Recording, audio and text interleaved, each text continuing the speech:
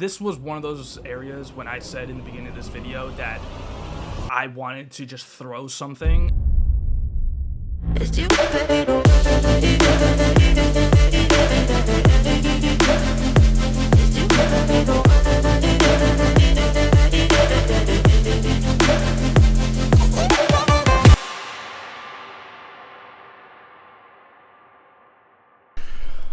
All right, so we have the entire PC sitting right here in all of its boxes.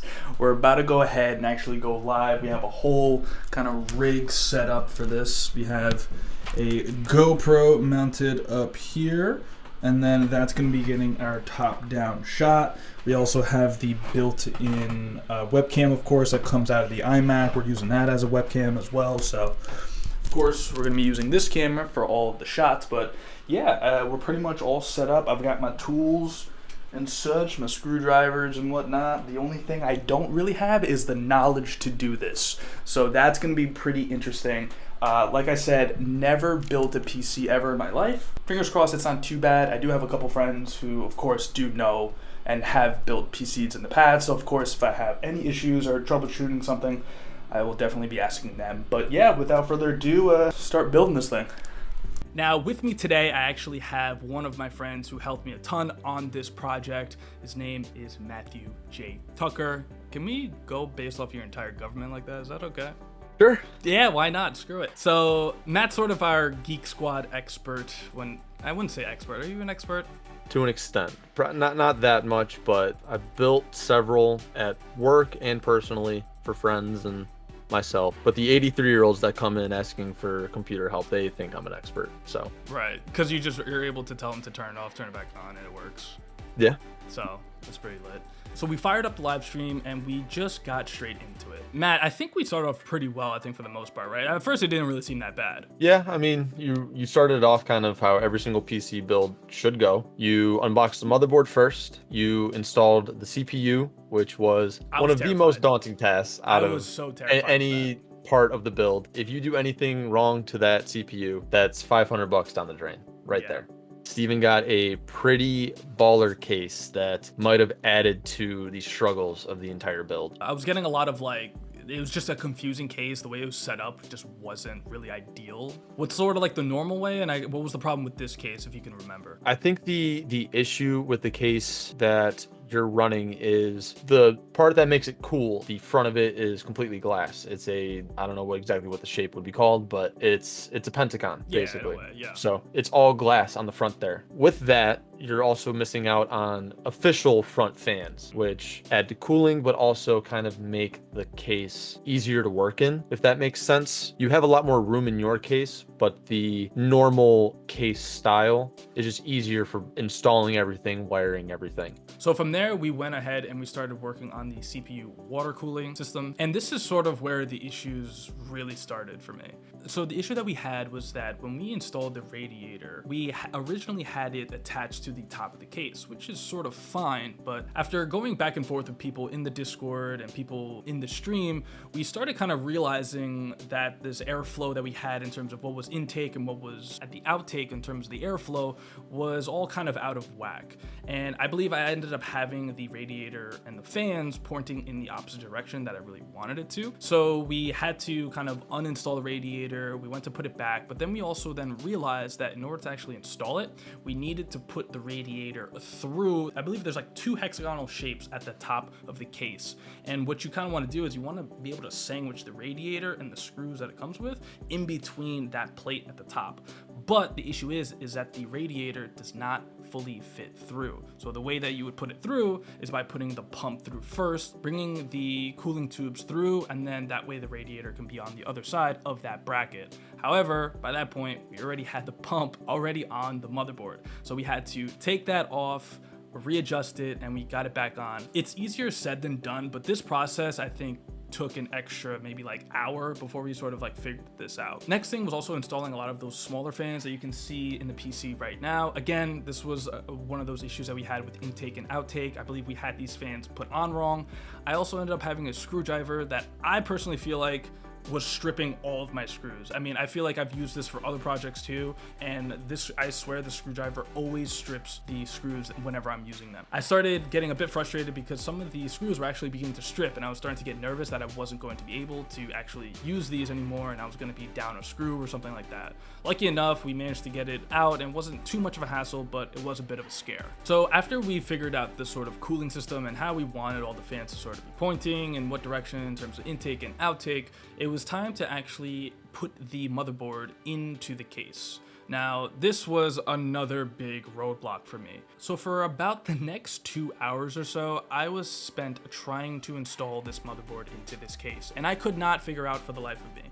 It's very simple in theory, obviously. There's, I believe, 8 screws on the motherboard, and there's obviously holes that are dedicated for these screws for the motherboard to actually be attached to the case like any other case. Unfortunately, the screws that I was using, they looked like the actual screws I was supposed to be using, and I was trying over and over again. I was able to get maybe like the first 6 screws in, but by the time I got to the last 2, for some reason it didn't want to catch onto, I believe it's called a standoff mat. What is that exactly? Yeah, so the motherboard you want to install onto standoffs in the case, because you don't actually want the motherboard to be sitting flush in the case, because there are components on the back that you don't want to scratch up, get knocked around if anything actually happens. This was one of those areas when I said in the beginning of this video that I wanted to just throw something and just like, you know, like when you get frustrated and maybe you throw like a controller up against the wall or something like that and you're just like, screw it. Knowing me, I wasn't going to do it, but if there was ever a time to do it, this was the time. I think it was accompanied with how simple of a problem this was. For some reason I wasn't able to get, that made it, I believe, a lot more frustrating. And turns out the solution, luckily enough, there was someone who popped into my live stream. I have no idea who this person is. I have yet to see them after that day. Apparently they were also an expert when it comes to PC builds. They randomly popped in and asked me, did you check the case that was in the box that came with the case? If that makes any sense. Basically, there was a small box that had all of the components that come with the case, obviously. And for some reason, I did not see this little bag of about maybe 8 or 9 screws that were all the same size. They looked relatively similar, but I guess they were slightly different. But I used those and it went in like a glove. It was the most annoying thing, but at the same time, a huge sign of relief. Because to be honest with you, there was even a point, Matt, where I dropped a screw, and I have black carpets. The screws were black. Oh yeah, it's gone. I was crawling on my hands and knees for probably 30 minutes trying to find this one screw, because I believe there was only 8. I don't think there was an extra one in this set. I think I definitely remember that. But I knew how much money was on the line here that I just needed to like just stay strong and just keep at it. So for Steven, one of the more difficult tasks that was brought up in the build was the power supply. So Steven went with a modular power supply, and that means that all of the cables that you use are detachable from the actual base unit that powers the whole computer. So you only need to put in exactly what you need for what you have in your build. But that means that there were a lot of cables that somebody like Steven, who's never seen those cables before, that gets confusing very quick. I believe there was about like 4 or 5 sets of like 2 to 3 cables each, and they were super thick, tons of pins and stuff like that. They were all trying to help me out in terms of like which ones to use, obviously, and I was like trying to look at the label. I'm still confused to this day. I like to think that for, I believe, about 80 to 90% of the things that went into actually building this PC, I could actually replicate now, but that is one area where I just genuinely don't understand like what I'm supposed to do and which cables to actually use. So once we actually got the power supply in and we got everything wired up, everything else sort of just came together for the most part. At this point, Matt, I believe we were just kind of like plugging in a lot of like the components into the motherboard, right? Yep, just basically wiring it up, making sure everything was connected so that everything worked in tandem. Mainly the CPU cooler had to be wired up. There's a lot of cables that goes into that. Making sure that the motherboard was plugged in with the power supply with the big 24-pin connector. Your GPU, that had to be installed, and that was another really, really big component that a lot of money, and if you do anything wrong with that, oof, you are out of luck. Something actually really cool about Steven's case is, not a lot of cases do this, is you can actually, it's called vertically mounting the GPU. So yeah, he has a riser that plugs into the normal slot on the motherboard where you would normally plug it in horizontally, but that plugs in, it extends down into the bottom of the case, and Steven can mount it there so that it looks a little bit nicer. You can visibly see the fans, even though it's got no lights on those fans. That's a little unfortunate. A little bit. That's on me. Now, this is about the third time that I almost wanted to shit my pants. We installed everything at this point. I mean, we had the motherboard all set up. We had the GPU installed. All the fans were looking good. Power supply was all set up. It was pretty much just time to actually boot this thing up. I went to turn it on, and I had some of the fans turn on, but not everything was turning on. I immediately was kind of looked around for maybe like a quick 30 seconds thinking I could easily find something, but I just immediately called Matt to help me diagnose the problem. I was also shitting my pants as well when he called me and said that it did not turn on. Instantly, my brain goes through the worst, which most of the time it's going to happen when something is that expensive. You're going to go to the worst issues before you go to the easiest ones. But when you're looking at it from an outside perspective, unlike person that was physically the one that bought it and the one that built it, I can kind of get a little bit better perspective. So first thing that you want to check when you're going through a PC diagnosis of it not turning on is actually the issue that the computer was the cables. One of the biggest components, the CPU, needs quite a bit of power, and specifically Steven's an i7 12th gen, that one requires a lot. So what Steven was told, maybe on our part, was to plug in the 8-pin CPU power. So he plugs that in, but how Steven had it wired up was one 4-pin into CPU socket 1 and the other 4-pin into CPU socket 2. Instead, what you're supposed to do is have both of those 4 pins into CPU socket 1. So as soon as I looked through the case, Steven shined a flashlight and the FaceTime through the case. I saw that instantly, told him, yeah, we have to switch those cables around. As soon as we did that, Steven's motherboard had the LED indicators on the board to let us know that the PC actually did boot and we would be able to load Windows onto there. But at that point, the PC was done. It was actually completely just up and running. It was working. We were into Windows. We were booted up, and we were just ready to start gaming.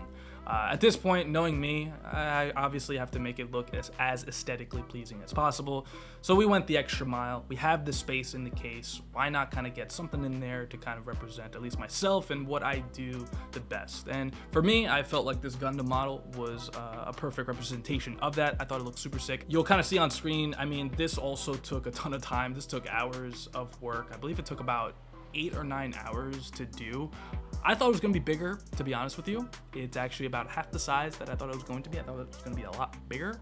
But, hey, you know, it's average size. And, you know, we don't talk about it. We do with what we got. Exactly. Let me know in the comments, by the way, if you guys want to see a full like walkthrough or maybe just kind of like a time lapse of me creating that Gundam. Let me know. So we got the Gundam model into the case. We uploaded a quick little GIF of the Saiyans Media logo in there, of course, got to represent. And at that point, the PC was completely done.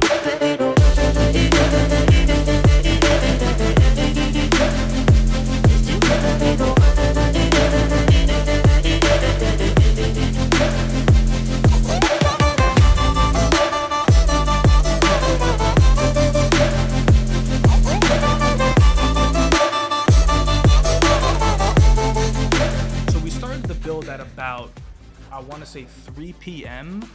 and I believe we finished off at around 3 a.m. if not pushing 4 a.m. So it was about a 12-hour endeavor. The Gundam model was about 8, so this entire PC build itself took about 20 hours to make in terms of man hours, I guess you could say. But it was totally worth it. I mean, at the end of the day, we're gaming in the nighttime, we're playing a lot of these AAA titles that are just so demanding nowadays, including Call of Duty, Apex, sometimes a little bit of Halo, and a lot of other fun little games too on the side, of course. But just being able to play and really have no issues is just super rewarding. Allow me to preface, this is a gaming PC. This is a PC that I use for gaming specifically in the nighttime when I'm playing with the boys and stuff like that. It's not my sort of productivity PC, I guess if you will. I still have my iMac. I still personally prefer Mac OS for just productivity reasons and just getting work done. This is strictly mainly a gaming PC. Now, obviously, with that being said, we are streaming in the nighttime. If you guys want to check that out, I'll leave down below all the links of the streams, whether that's myself or my friends, POVs and stuff like that. If you guys want to watch us gaming in the nighttime, typically around 10:30 p.m. EST. That's typically when we kind of start our gaming streams. So if that's something you're interested in, check the links down below. Maybe you'll kind of enjoy that and get a little more content out of us. But yeah, with that being said, I appreciate you specifically for watching this video, and for all of my friends who helped out during that. I appreciate you immensely. You have no idea how much that honestly meant to me. It was such a sign of relief being able to get it done. And yeah, that's all I have to say. I appreciate you guys. Thank you, Matt, for joining us and kind of walking us through a little bit of how it was in terms of the experience for someone on the outside looking in, looking at my frustration. We appreciate you joining by and stopping by. Hey, absolutely. Anytime. I am happy to help the hard carry get a better PC to help me every single night rank up. If you watch our Modern Warfare streams, you know what he's talking about. But with that being said, I love you, appreciate you. We'll see you guys in the next one. Enjoy yourselves, and I'll see you later. Peace out. Bye. Later.